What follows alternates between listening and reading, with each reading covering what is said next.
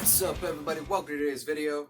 So today I'm going to talk about the importance of maintenance, and I'm actually going to be doing some maintenance. I'm just going to be doing some water changes right now, but I'll be talking about some maintenance. Let's get into the video.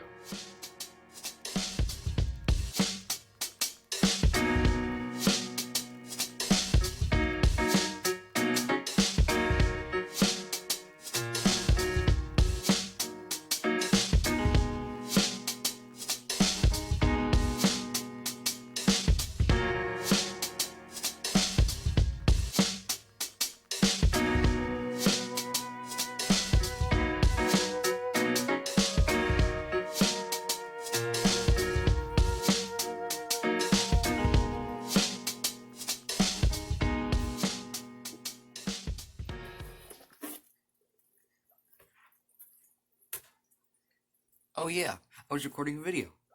What was I talking about? What was I talking about? Oh yeah, cleaning your tanks. So cleaning your tanks is pretty important. There's lots of things you can do to clean your tanks. There's lots of things that you shouldn't do. But here's a few tips for helping you clean your tank and make your fish just generally healthier.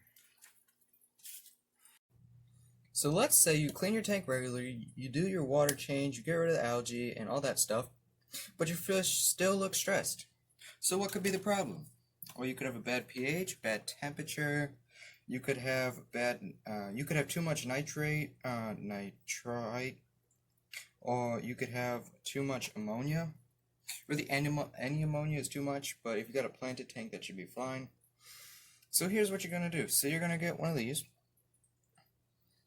This right here is a 5-in-1 aquarium test strip. So basically you just stick it in your water and it will look a lot, your test strip will look a lot like this. It'll probably be bigger because this is just a pH test strip.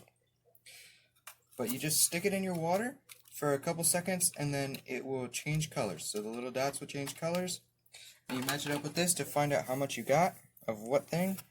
And then you look on the back of your card and you match everything up with what you have.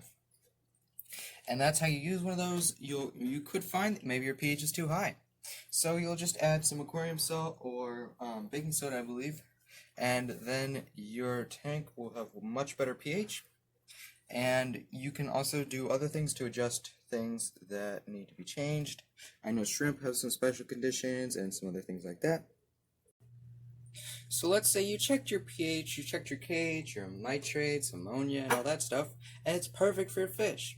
And you say, I keep my fish so clean. I do water changes all the time, and I scrub bacteria and algae off the walls every single day.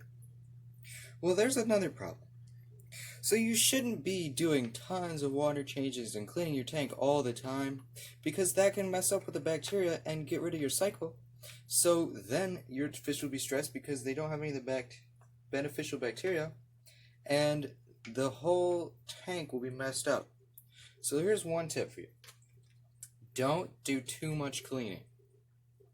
Just wait until the gravel starts to look a bit dirty, and that's really when you should do it. You don't have to do a specific schedule. You don't have to do really anything. Just wait until your gravel looks clean, and then you can do your water change. Because, in nature, it's not a specific schedule when a storm comes through and blows all the stuff off. So why do you have to be in a schedule? Well, you don't. You just gotta wait until it's dirty, and then you gotta clean it. You don't gotta clean every single day. You don't gotta clean every other day. No specific schedule is needed. So there's my little tip. I know people like to have schedules, and that's fine, but it's just really not necessary.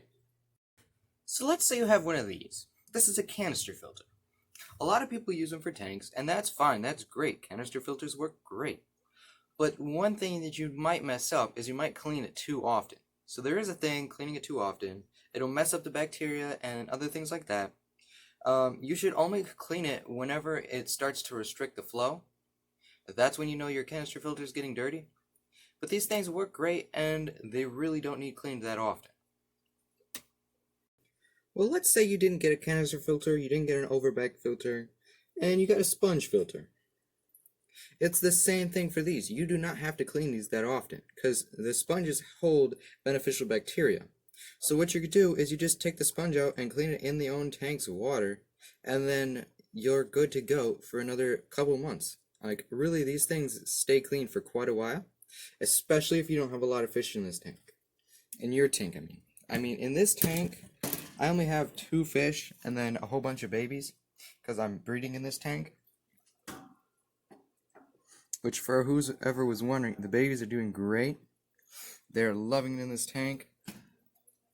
They're just swimming around and growing steadily. But I haven't cleaned this sponge filter yet, and I've got it like a couple months ago. These things work great, and they really are amazing. Finally, let's say you have 2 sponge filters and some bunch of live plants. So this is even different. So with this, you don't have to clean this thing barely ever. You're gonna clean it whenever it really starts to get dirty, and if you start to see mold, then you're gonna want to clean it. Well, otherwise, you should be good to go. This thing's gonna barely ever need cleaned because of all of the plants are getting rid of all the bad things like the poop and the ammonia and everything like that, and they're replacing it with good air. So you're barely ever gonna have to clean a tank like this. Well, a tank like this, you're gonna have to clean it quite a bit more. But that's really all I have to say for cleaning your tanks, and don't over clean your tanks and things like that. So yeah, that's pretty much all I have for you guys today. Thanks for watching. I will see you next time. Bye everyone.